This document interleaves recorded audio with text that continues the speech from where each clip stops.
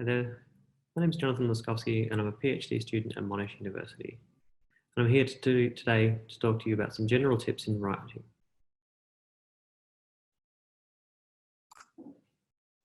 So for the conference paper, you're essentially writing an essay. Many people tell you to begin writing an essay with a plan. But there are a number of different ways to plan an essay. What they all share, though, is beginning in good time. Time allows the essay to mature and develop. It allows connections to be made, points to be sharpened, and language to be made clearer. Firstly, don't forget to expand beyond the references you collected in your abstract. If there's a good idea in that list or a good quote that you're using, collect other information about that project or about that author. And don't forget to take notes as you read. It's really much easier to find that quote or reference if you've taken notes as you've gone along and you've annotated your reading. That's going to give you a fantastic resource when you come back to actually write the essay itself. If you use a note system like Evernote, for example, you can even snap pictures of the text, so you don't have to find the quote or write it all out. You can just take a photo and then come back and even copy and paste it out of that image.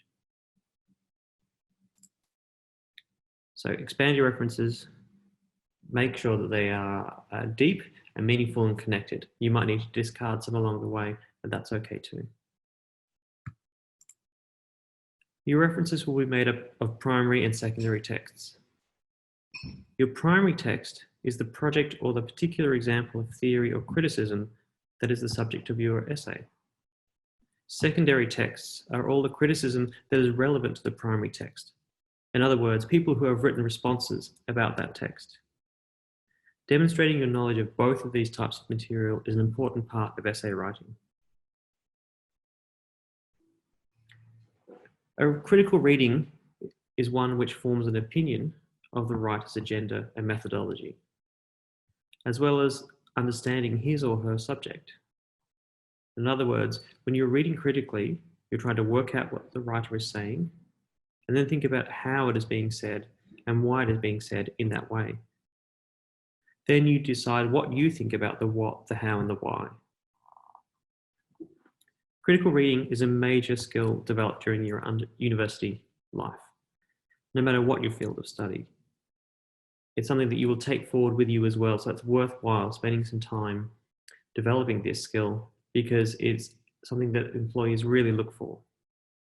And consider asking yourself these questions, particularly when you're taking notes from secondary material about the what, the how, and the why.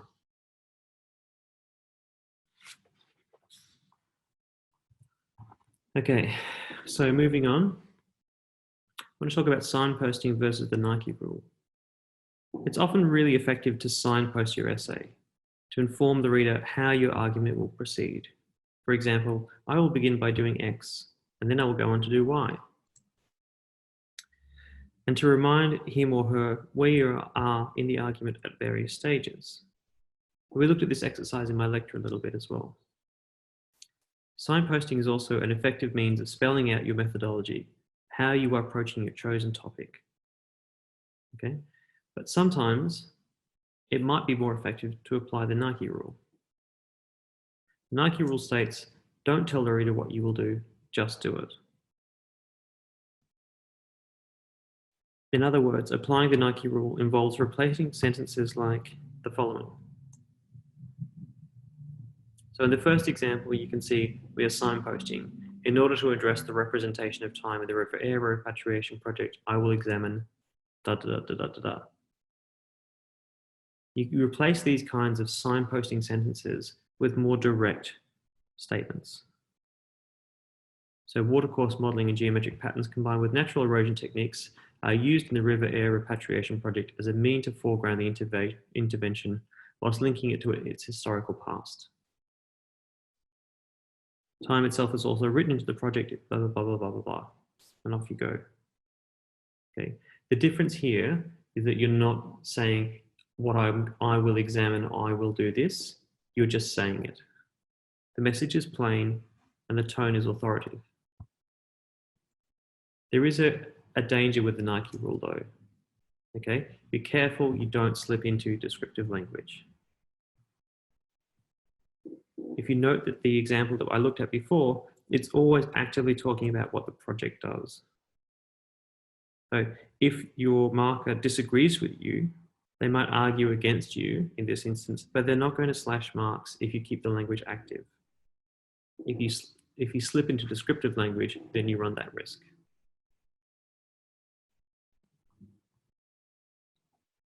Like other strategic decisions in essay writing, it's up to you to decide whether the Nike rule is more effective than signposting at any particular moment in the particular draft that you're writing. When you're considering this option, you probably need to try out both, try signposting and applying the Nike rule, and then sort of figure out which fits better.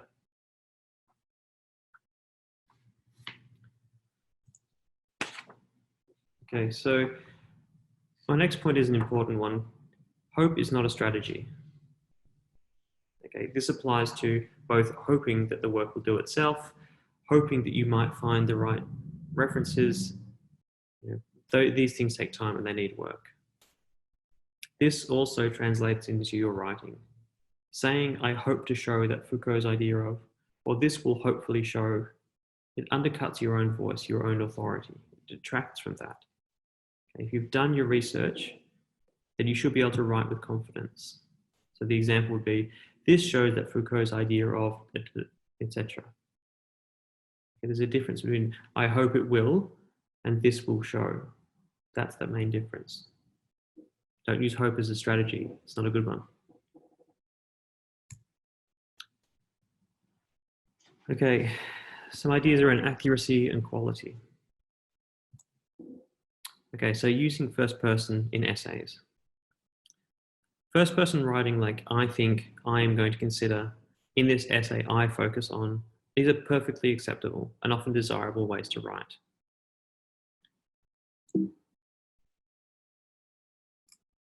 This paper will, or this paper thinks, it sometimes sounds strange because it implies the essay has agency, but it's a matter of preference. Whichever one you select though, the important thing is to stick to it. Don't start off by saying I will and slip into this essay shows halfway through. Okay, here's a big one. Wikipedia is not an acceptable reference. I'm sorry, but no matter how handy it is for looking up facts, it's just not. At the very worst, like or at very best, you could use the links in Wikipedia perhaps to find a useful reference. But in my opinion, steer clear of it. Likewise, dictionaries, steer clear from dictionary definitions. Okay, the idea that you're looking at has been written about in academic writing in a really interesting number of ways, I guarantee it. Okay, so do some research around that issue, around that topic, and find someone who has written about it in academic discourse. Use that.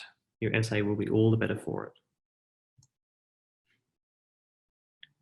Okay, an essay which does not include quotes from primary text, analysed in detail, will often lack originality and complexity. So scan your draft, okay, highlight it. Do you have a good quote from a primary text? If not, you might need to go back and look at your references a bit more. In general, don't waste time and words on anything that is not directed to your argument. You probably need to provide less detail of the project than you think. Okay, remember, it's about what the project does more than what the project is. Okay, show this. Don't describe the project, talk about what it does and how that connects to a lineage of practice, of ideas, of theory, etc.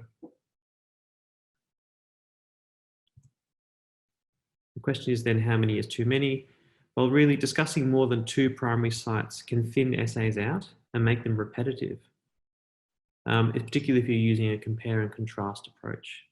If you're keen to demonstrate your engagement with other projects you have studied, you can always refer to them in a footnote. Okay, so any more than 2, I'd stick them in a footnote to say, yep, show that you know your stuff, but if you put it in the main body of the essay, it'll just thin it out too much. Okay, you'll lose some of that energy, some of that momentum in your writing.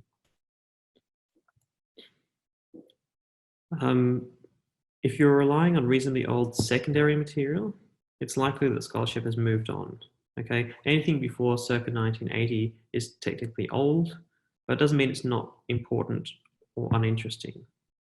If you find valuable ideas in pre-1980 criticism, okay, remember this is secondary criticism, not primary criticism, then make sure you have demonstrated awareness of the ways in which the debates have unfolded since that time. So that a way of doing that is to find a way that an idea has been written about. So someone who's written about Foucault in the 80s versus someone who's written about Foucault in the 2000s. And look at that difference and talk about that difference in the essay a bit. That's how you might do it. Try to show that you've been able to engage with the broader themes, discourses, concepts, and theoretical issues of the module, as well as the specifics of a particular text, okay, or specifics of a particular project. You want to connect the specific way a project engages with X theme to a broader discussion around that theme and how that relates to the ideas and concepts that you've been talking about within the subject.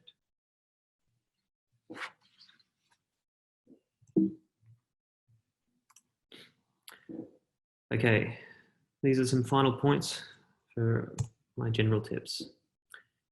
Use the library, okay?